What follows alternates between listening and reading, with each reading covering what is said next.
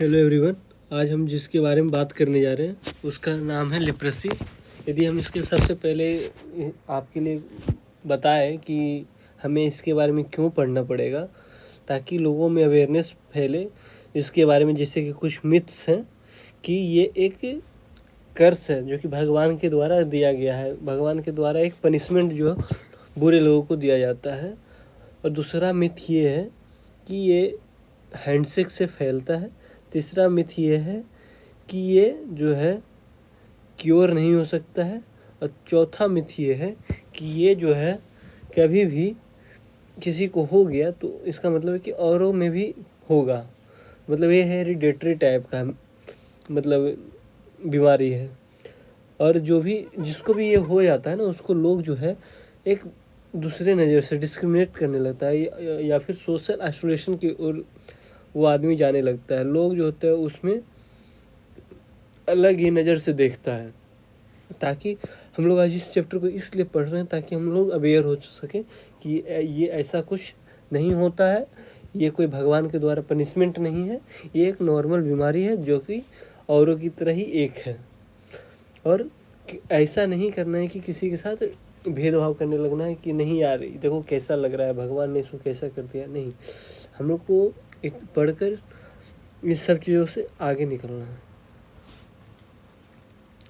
तो लेप्रेसी जो होता है, लेप्रेसी का दूसरा नाम हैंसन डिजीज भी है, जो कि उसके साइंटिस्ट जो कि लेप्रेसी के को खोजे थे, जो कि 1874 में खोजा गया था। आगे बढ़ते हैं। तो लेप्रेसी जो होता है एक इन्फेक्शियस डिजीज है, जो कि उसका जो कॉजेटिव एजेंट है वो माइकोबैक्टीरियम लेप्रे के कारण होता है। और ये इसका इंक्यूबेशन पीरियड जो होता है वो सालों साल तक होता है, मतलब लंबा इंक्यूबेशन पीरियड होता है।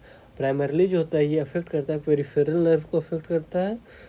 और उसके कारण क्या होता है, डिसेबिलिटी और डिफॉर्मिटीज़ देखने को मिलते हैं।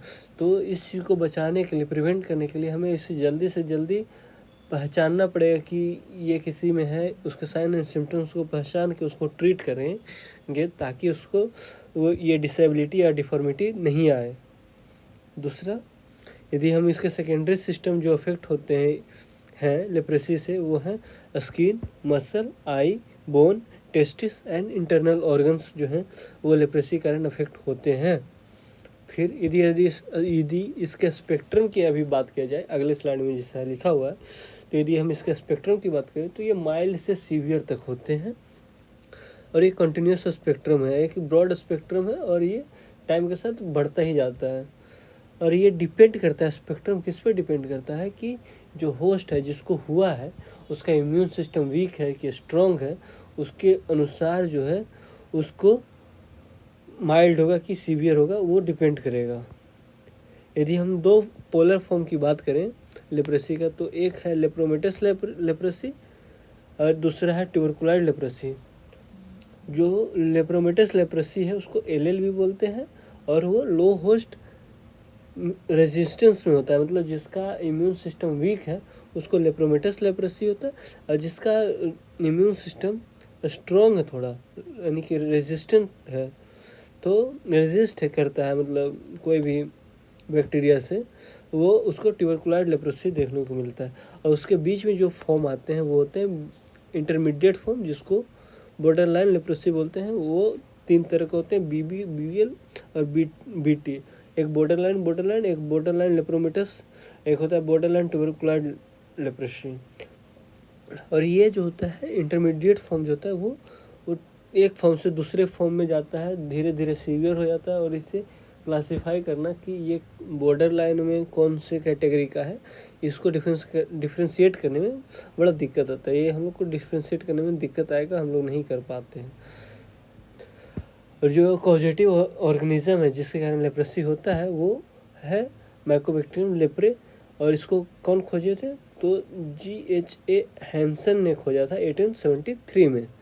ये एक, यदि ऑर्गेनिज्म की बात करें कि तो ये ऑर्गेनिज्म जो है एसिड फास्फेसिलाई है और वो ऑब्लिगेट इंट्रासेलुलर पैरासाइट है। ये एसिड फास्फेसिलाई या फिर नॉन एसिड फास्फेसिलाई, ये डिपेंड करता है स्टेनिंग पे।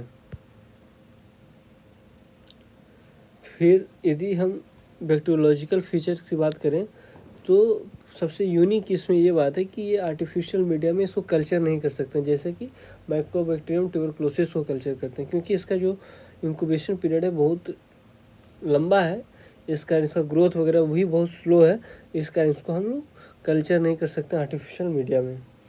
यदि हम इसके जनरेशन टाइम की बात करें तो 12 से 14 दिन होता है, जो कि बहुत स्लो होता है।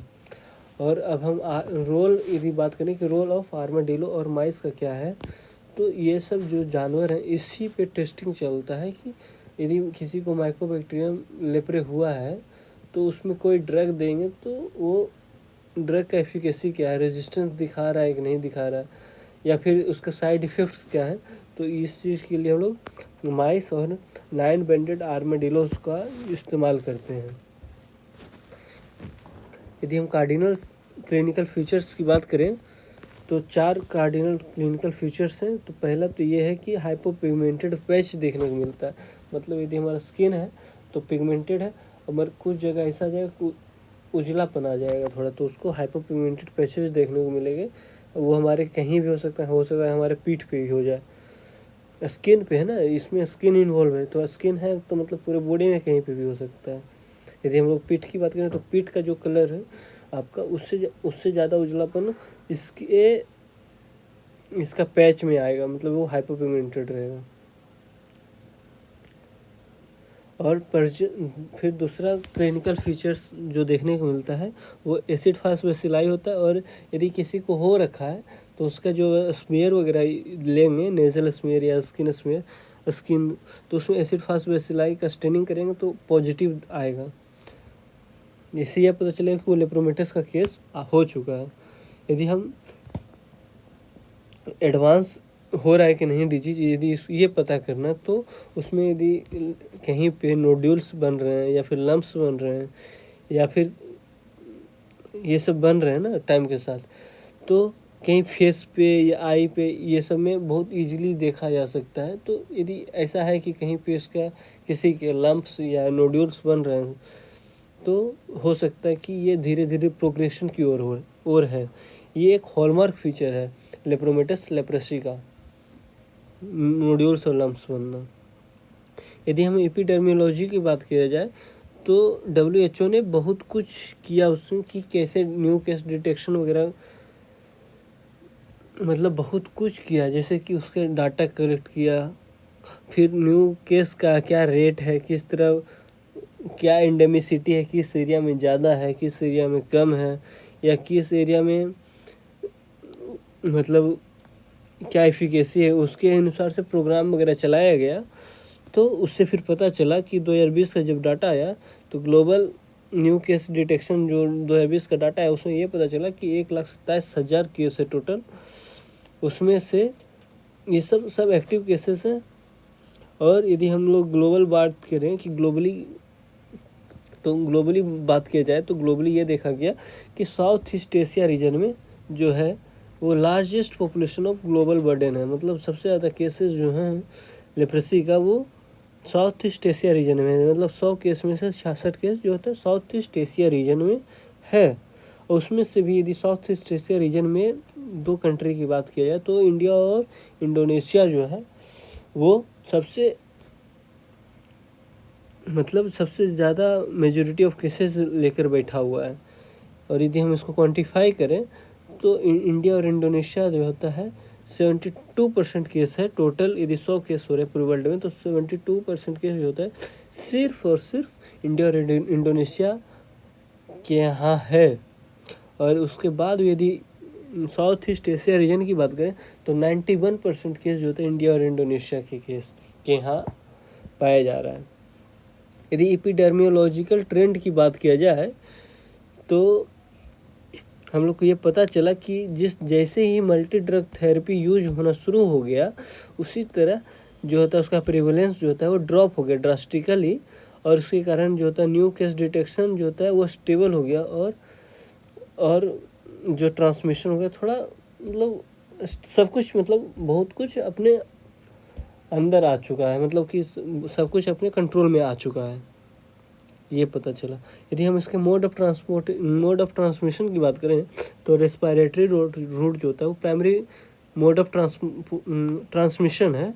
और एंट्री कहाँ से होता है तो नेजल म्यूकोसा से होता है या फिर ब्रोकन स्किन से होता है, यानी कि कहीं किसी का स्किन छिला उला हुआ है तो उस तरफ से वो जो बैक्टीरिया है माइकोबैक्टीरियम लेप्रे वो एंटर करता है और लेप्रेसी कर देता है।